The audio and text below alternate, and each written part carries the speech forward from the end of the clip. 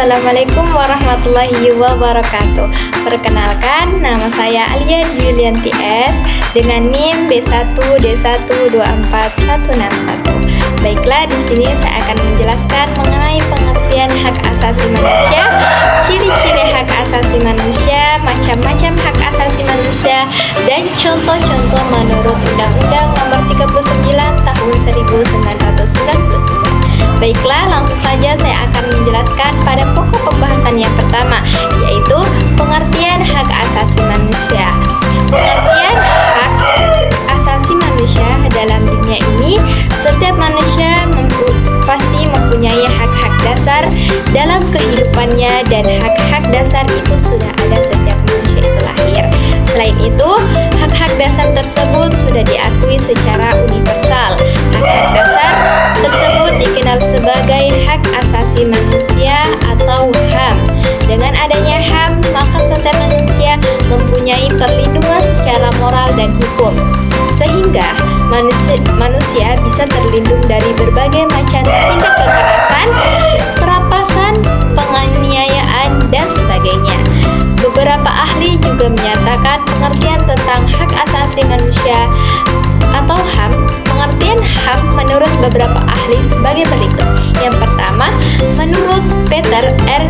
Baher dalam buku dengan judul Hak-Hak Asasi Manusia dalam Politik Luar Negeri. Peter R. Baher mengungkapkan bahwa hak asasi manusia adalah hak-hak dasar yang sudah ada dalam diri setiap manusia yang digunakan untuk perkembangan dirinya. Hak-hak itu memiliki sifat mutlak dan tidak bisa diganggu-gugat. Yang kedua, menurut John Locke, berbicara tentang hak asasi manusia atau HAM tidak bisa dilepas dari seorang ahli yang bernama John Locke. Dikutip dari buku The Scone Treatise of Civil Government and a Later Concerning Toleration, John Locke menyatakan bahwa hak asasi merupakan suatu hak-hak yang diberikan Tuhan untuk manusia yang terdiri dari hak persamaan dan kebebasan, serta hak untuk mempertahankan hidup dan untuk melindungi harta benda yang dimilikinya.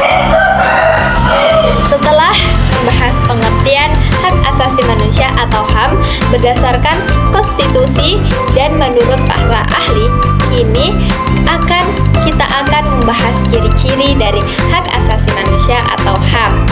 Yang pertama, HAM bersifat hakiki. Ciri pertama dari HAM adalah bersifat hakiki, yang berarti hak asasi manusia adalah hak yang diberikan kepada semua manusia sejak lahir. Oleh sebab itu, setiap manusia harus menjunjung tinggi hak-hak dasar yang sudah dimiliki oleh manusia lainnya. Apabila ini sesama manusia bisa saling menghormati dan menjunjung tinggi satu sama lain, maka kemungkinan besar keharmonisan antara manusia dapat terjalin dengan baik. Yang kedua, HAM bersifat universal. Ciri kedua dari HAM adalah bersifat universal, yang berarti hak asasi manusia berlaku untuk setiap manusia yang ada di seluruh dunia tanpa melihat latar belakang dari manusia itu sendiri. Dalam hal ini, latar belakang yang dimaksud adalah jenis kelamin, agama, status sosial, ras, suku bangsa, dan lain sebagainya.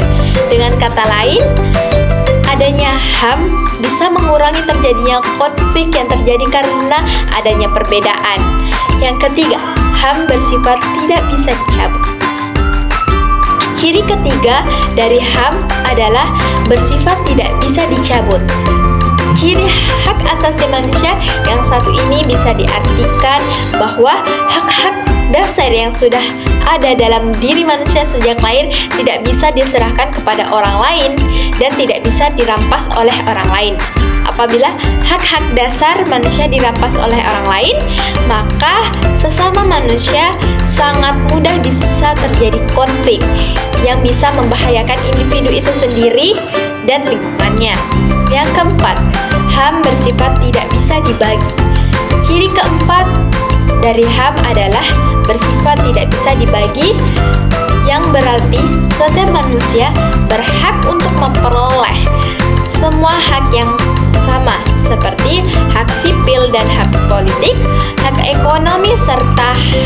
sosial dan budaya. Jika HAM dibagi-bagi, maka yang ada manusia yang merasa dirinya diperlakukan tidak adil karena tidak mendapatkan hak yang sama dengan individu lainnya.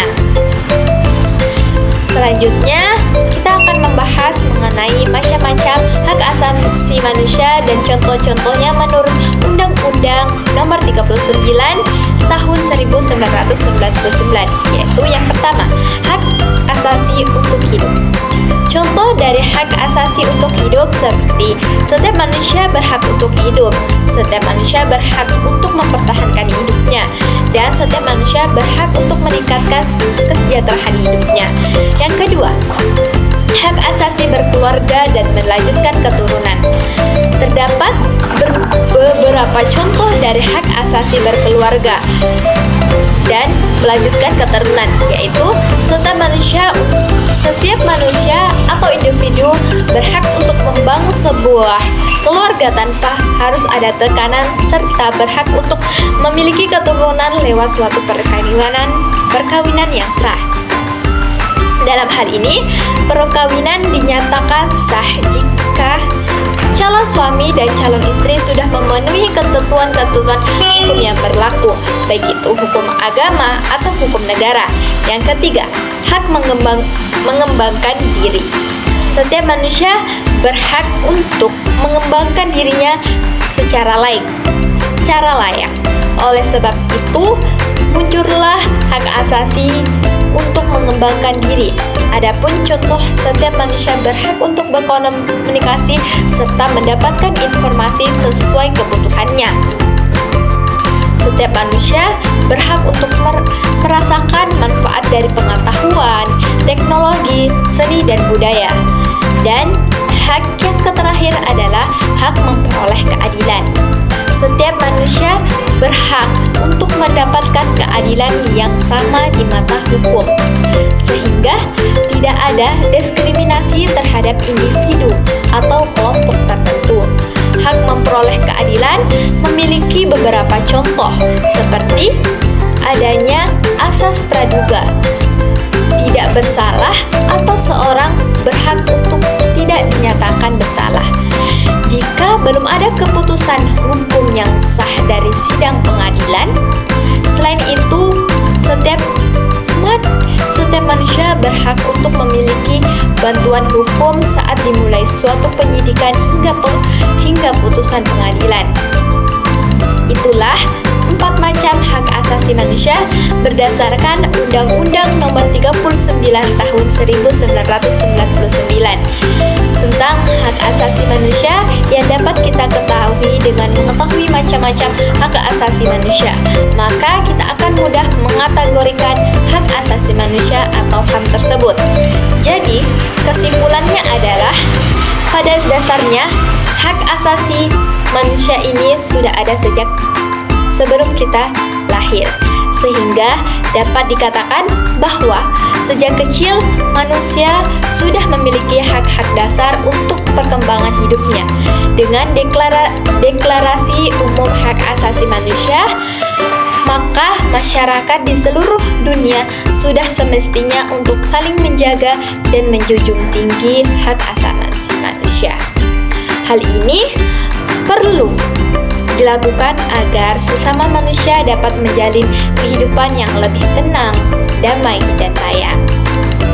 Di Indonesia, hak asasi manusia atau HAM sudah diatur dalam Undang-Undang Nomor 39 Tahun 1999, yang dimana di dalam undang-undang tersebut banyak sekali pasal-pasal yang berhubungan dengan hak asasi manusia atau HAM dan lembaga perlindungan hak asasi manusia atau HAM.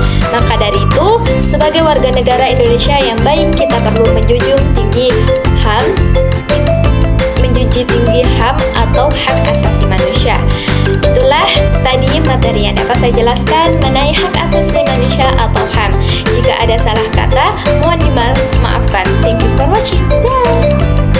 Oke teman-teman, terima kasih sudah menonton videonya. Waduh,